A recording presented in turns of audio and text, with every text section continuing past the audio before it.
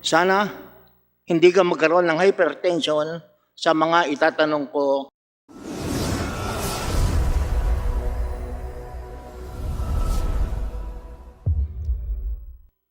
Unang-una, during the last hearing, tinanong ko kay Dr. Pargas ang status ng mga kaso ng Philhealth.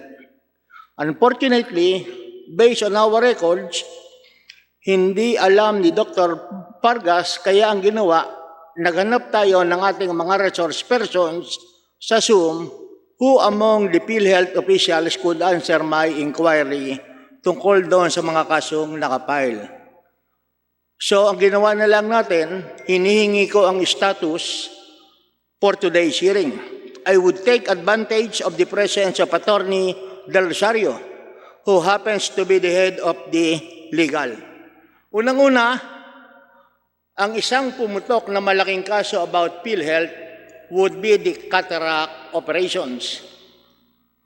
Ano ang status nitong cataract operation na lumabas noong 2004? Thank you, Mr. Chairman. Thank you, Congressman. First, I would like to take the opportunity to apologize to the Honorable... Just a moment. I'm sorry. Sinabi ng ating chairman kanina na binibigyan lamang kami ng 20 minuto. And that includes the answer and the question. I will allow the therefore, I Honorable... would expect that the answer would be direct to my question. Wag na yung mga explanation. Ang tanong ko simple, ano ang update sa cataract operation na nangyari noong 2004? Meron bang kasyong pinail? Honorable Barzaga, I will allow the 2 minutes for the Attorney Del Rosario to explain, and then after which your Okay. time will run. Go ahead, Thank you. Attorney Del Rosario. Thank you, Mr. Chairman. I would like to formally apologize for my absence last hearing. I have every intention to attend, albeit electronically, since I was suffering from hypertension. I'm suffering from, I'm a hypertensive diabetic, and my BP was 170/100 that day. So I already submitted my explanation to the show cause that was sent to me, Mr. Chairman. Thank you. Your apology is noted. Now, continue with the interpellation with the Honorable Barzaga. Maraming salamat, Attorney Del Rosario. Sana hindi ka magkaroon ng hypertension sa mga itatanong ko ngayong umaga. So, una natin cataract. As the head of the legal, ano status nito? Sir, when I assumed legal SPP in 2018, we conducted the inventory, and based on the records, the cataract cases were prosecuted, and there were several decisions already. I think we have submitted a comprehensive report on that. But my problem is, when I assumed, it was brought to my attention that around 3,000 cases, more or less, were archived. Ang tinatanong lang natin cataract. Meron bang kasyong naipal sa husgado? Yes, sir. Several cases were filed against the doctors, and Okay. these are all still pending. Ano ang status ng mga kasyong naipal? Are they still pending or has there been a decision? But based on my knowledge, Mr. Chairman, these are all pending. I will get the details. Okay, never mind. I'm sorry. You just submit tomorrow the update of all these cases. Okay, sir. Whether filed in court, whether dismissed, as well as the administrative cases filed against the doctors involved. Yes, sir. Will do, sir. Pagkatapos noong 2011, may nabasa na naman ako sa payagan. Meron na naman tayong payment Philhealth ng isang multinational firm for the premiums of each employees amounting to approximately 140 million.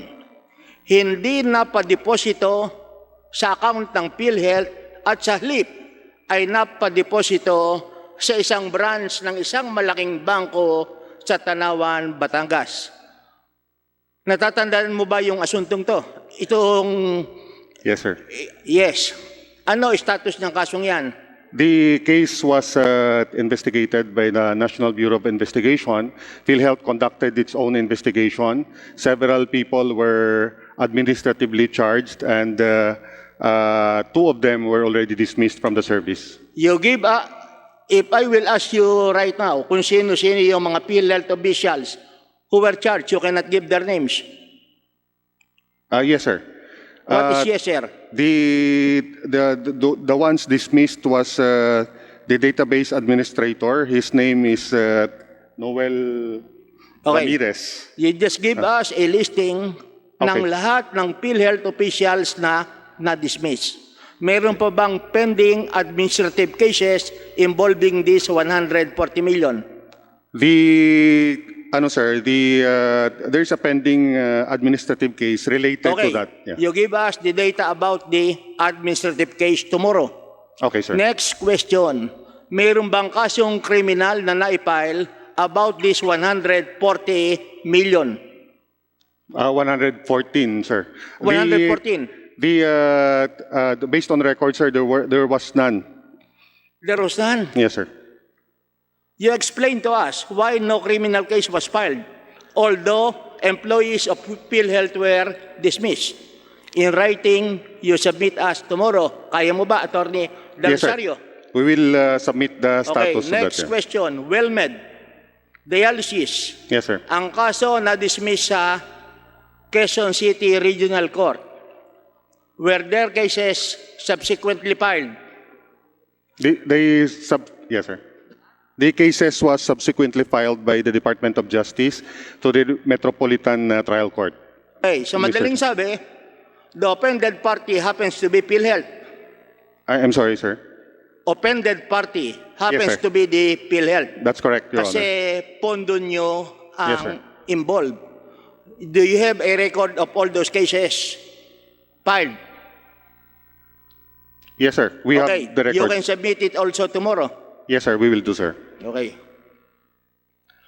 Now, sinabit nyo rin ngayon ang kaso sa akin, upon my request, complaints filed with PRC. During the last hearing, nag-submit kayo rito ng mahigit 7,000 kaso starting from 2000 up to the present. Ang una kong tanong, may mga kaso bang kriminal na naipal dito sa 7,000 cases? Yes, sir. The instruction of our PhilHealth Board is... Okay, Yeah. kung meron mga kasong kriminal, you are a lawyer, you submit to us a summary of those cases filed identifying the basic particulars. Number 1, saang husgado. Number 2, who are the accused. Number 3, ano ang status. Number 4, kung dismiss, kung acquitted, kung convicted, you give us the record. Okay, sir. You can give Yes. us... We will also provide you, sir, the list of the cases that we forwarded to the National Bureau of Investigation. Okay. Now I will go to IRM.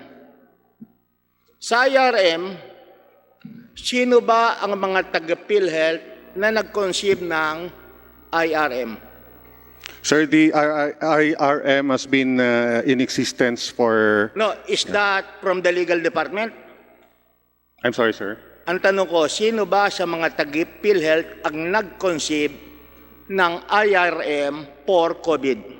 Never mind the Yolanda, Reduce, yeah. never mind the Taal, never mind the Marawi incident. I will limit my discussion regarding IRM for COVID. Sino ba ang nag-suggest nito kay General Morales? I Among the don't have any... bright boys of PhilHealth. I don't have any personal knowledge, No, sir. that's why. I'm no longer asking the legal. Yung mga policy makers Okay. natin sa PhilHealth. Dr. Pargas Sino of ba? Dr. Pargas of the Health Policy, please reply. Mr. Chair, the IRM is an existing policy. So, it's an existing policy. So it was Kaya nga adopted. existing. Pero ang sinasabi ko, kahit na existing policy, kinonceptualize nyo ang mechanics, the amount involved together with the recipients ng IRM for COVID.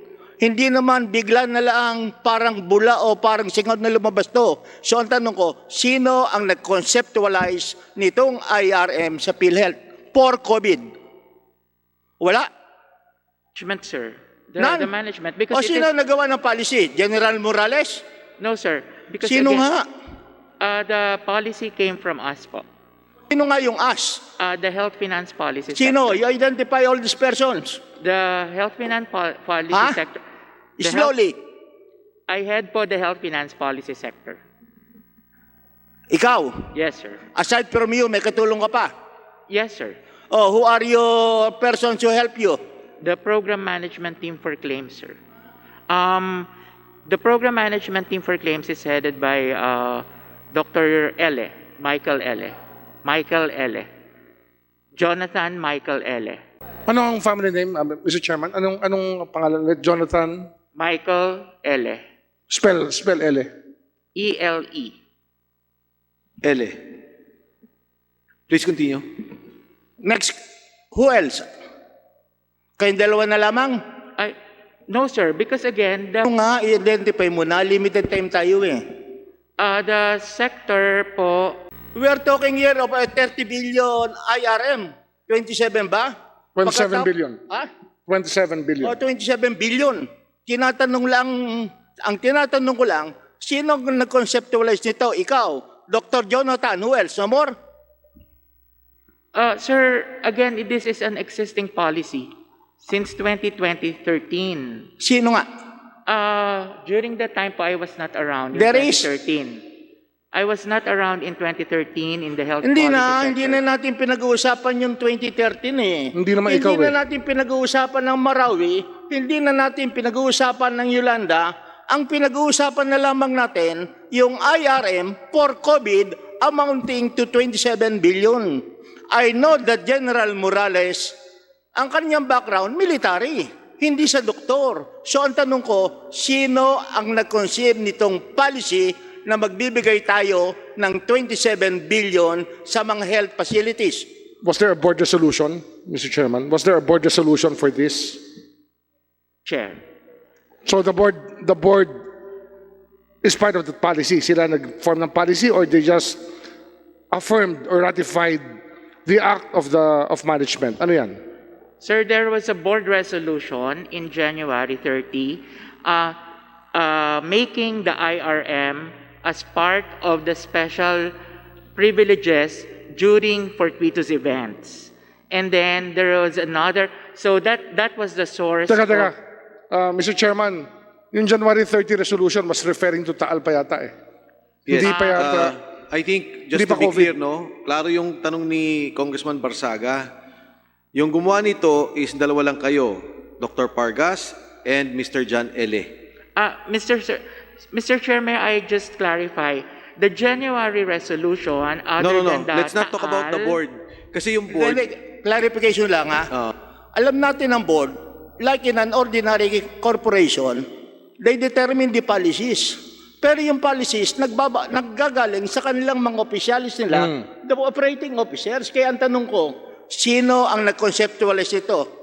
Dr. Bragas. Then Yes. you mentioned a Vargas. certain Jonathan. Who else? Wala na? Sir, Mr. Chair, again, the application for the IRM. Hindi na natin especially for- pinag-uusapan yung Teka lang, application for IRM eh. Opo. Ang pinag-uusapan lamang natin dito, before na magkaroon ng IRM, sino nag-conceptualize nito Mr. sa inyo among the bright people of Philhealth? Mr. Chair. You, who else?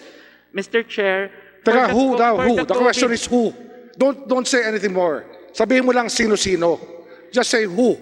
Sir, when we Wala na explanation, Mr. Chairman. The question is who. Mr. Pargas, di ba? The Ano ba yung Execom po. who, why, when? Ito tanong who. for the COVID po, it was the Execom. Sino yung Mr. Execom? Chairman, if the resource speaker, Mr. Pargas, will continue to defy the question, reminding that we will be cite you in contempt. Kaya sabihin nyo na po, ano ba pong problema kung sasabihin nyo kung sino? Diretsuhin nyo na po at wag nyo na paikutin ng committee na ito. For the COVID, sir, The EXICOM is composed of ako po, SVP Del Rosario, SVP Mas, SVP Limsiaco, Jovita Aragona, SVP Santiago, EVP Arnel, and of course the President. So lahat po ng board members hindi kasama, yun lang po sa member ng board. Okay. Exicom. Go ahead, So, continue. okay. Meron bang minutes ang meeting ng sinasabi mong EXICOM na nag-conceive ng COVID IRM? We have po.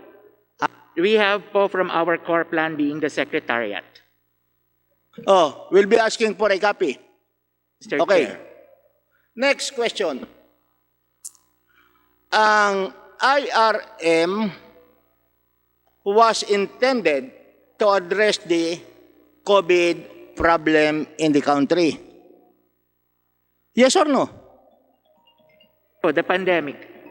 Yes. Okay.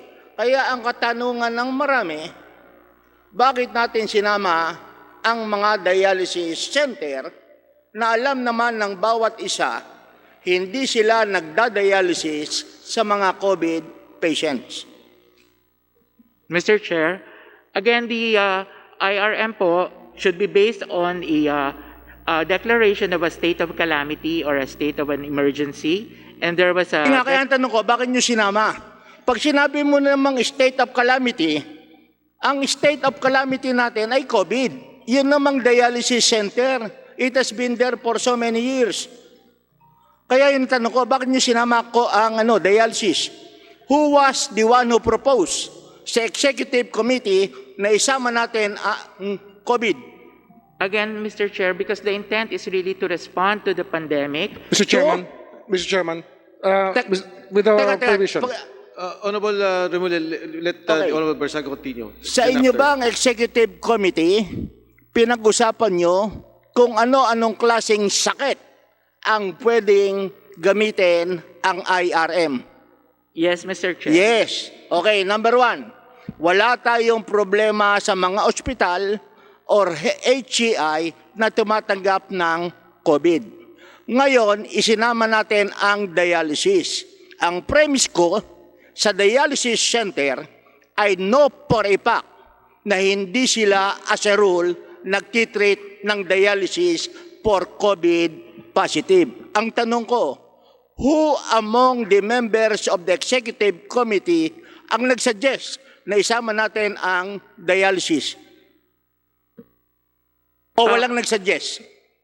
O lahat nagsuggest? No, sir. There were requests also coming from these facilities, including other facilities. Request coming from dialysis centers? Sir. O, ibig nyo sabihin, bago kayo mag-IRM, sinabi na ng mga dialysis centers na isama nyo kami dialysis center sa IRM? No, Mr. Chair. Yes. You answer my question directly.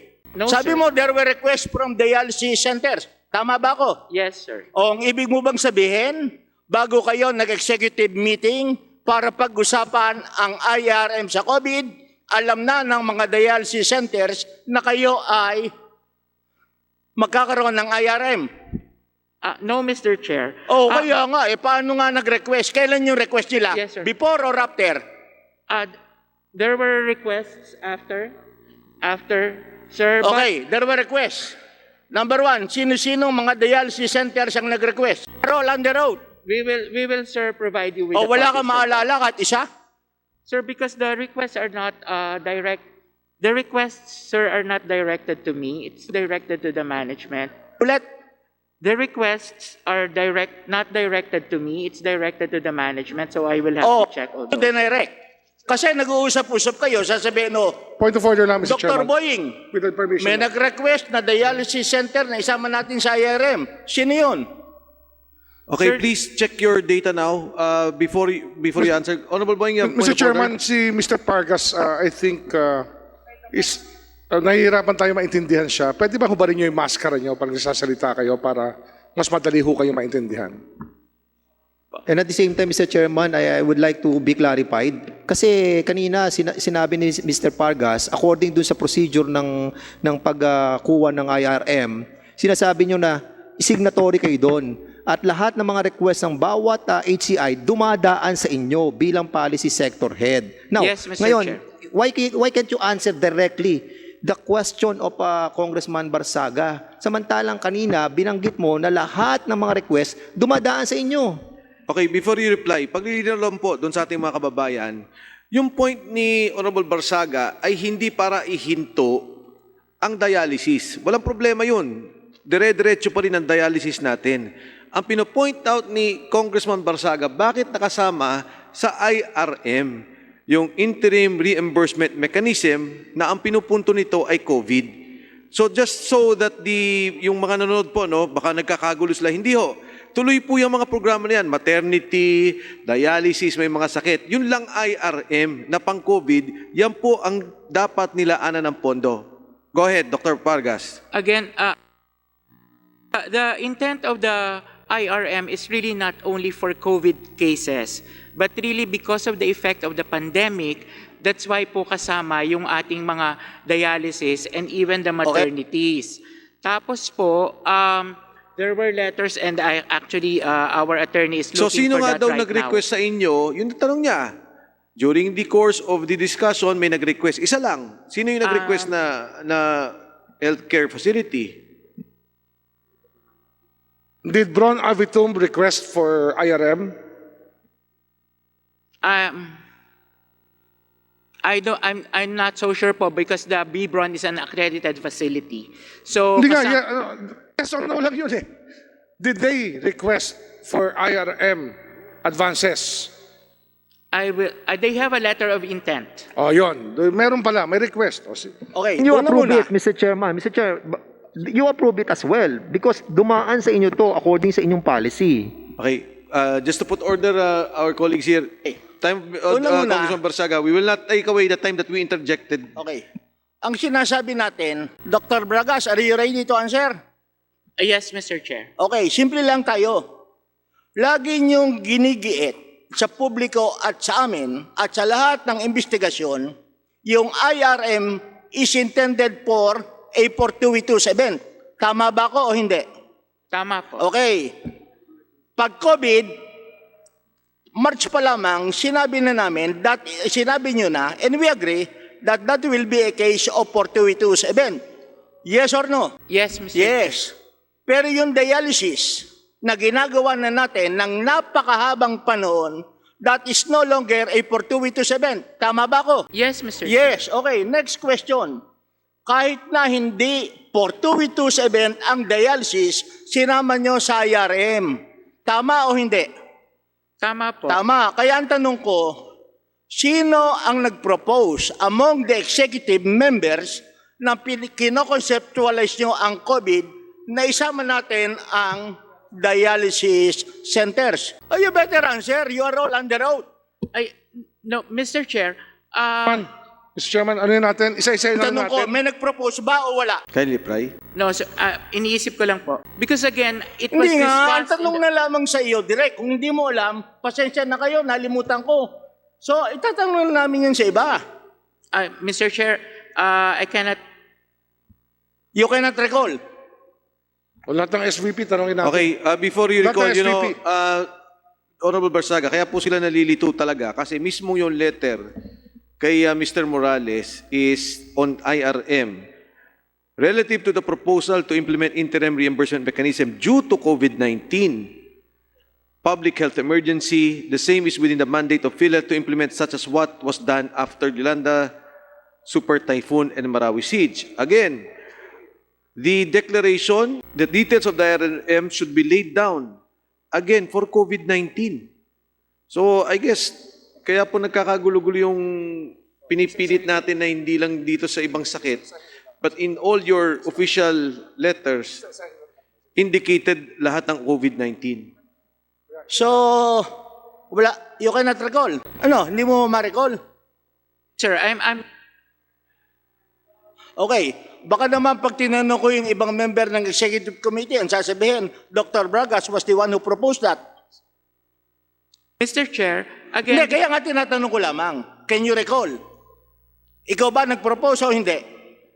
it was part of our computation, sir, for all Hindi, huwag na accredited muna tayo facilities. mag-compute. Yes. Ang pinapaliwanag lang natin, ano ba ang mga sickness na dapat nating isama sa IRM for COVID? Agreed tayo sa COVID.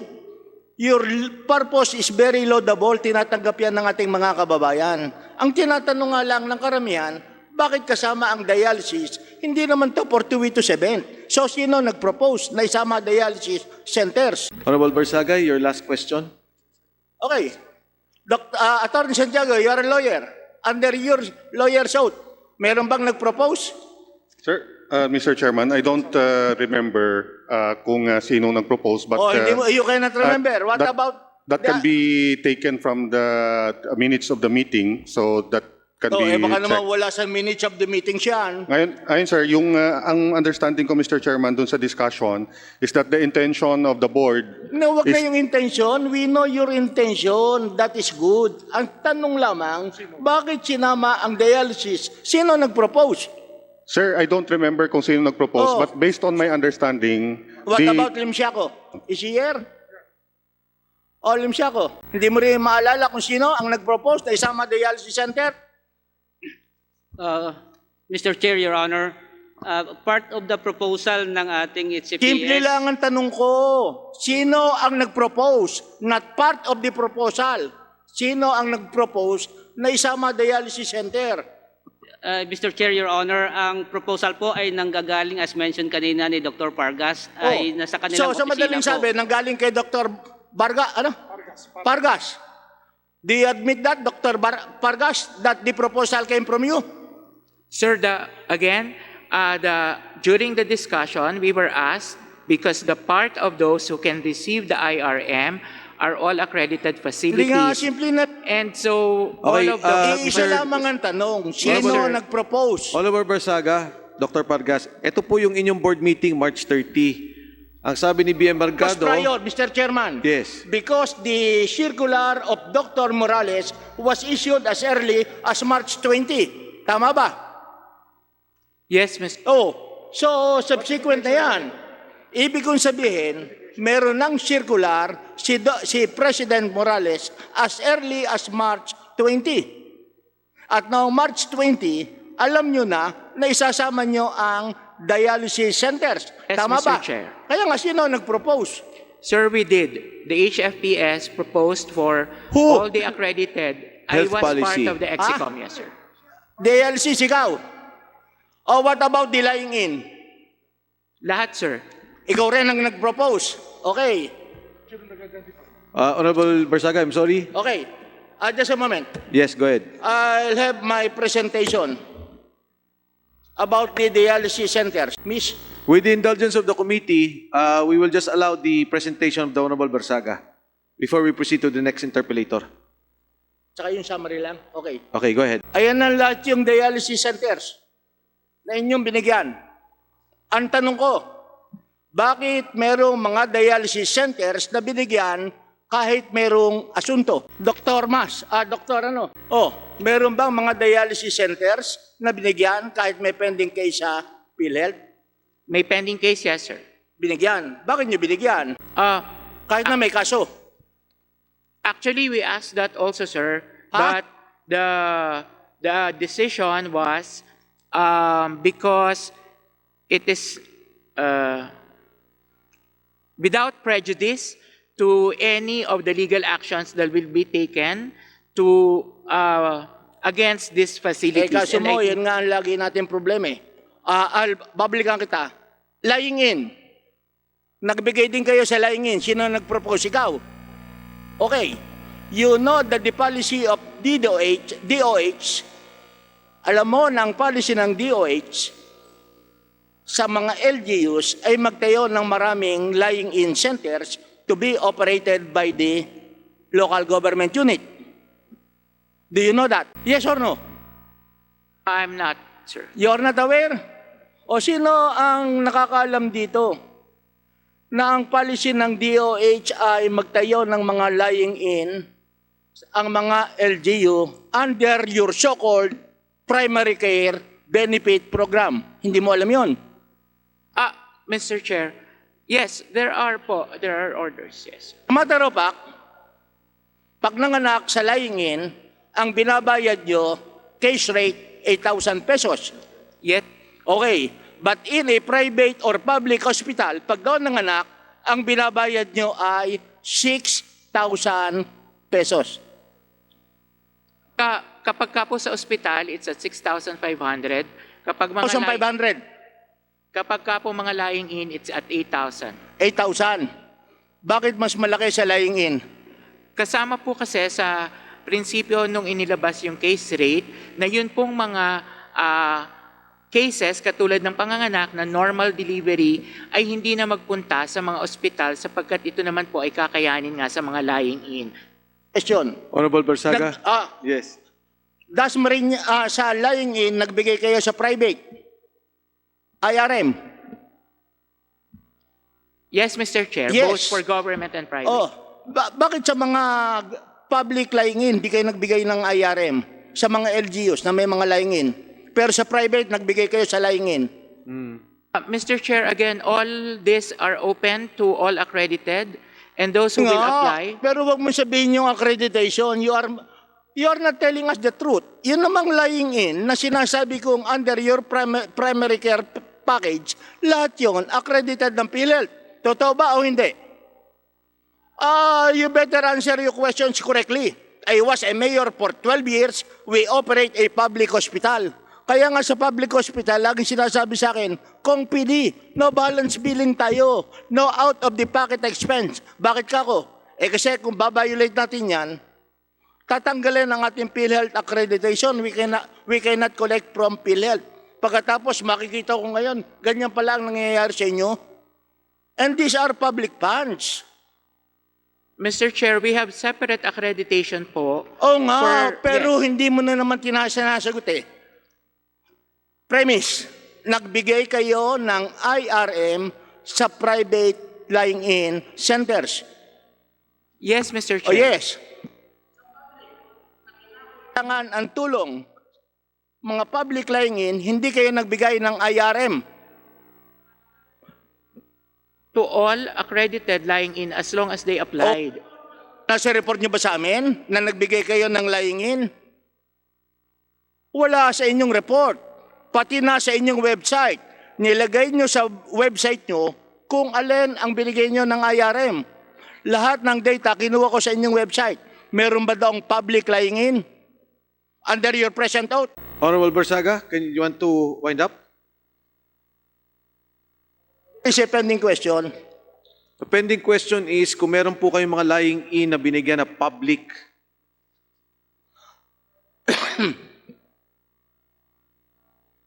Mr. Chair, I will have to check our data po.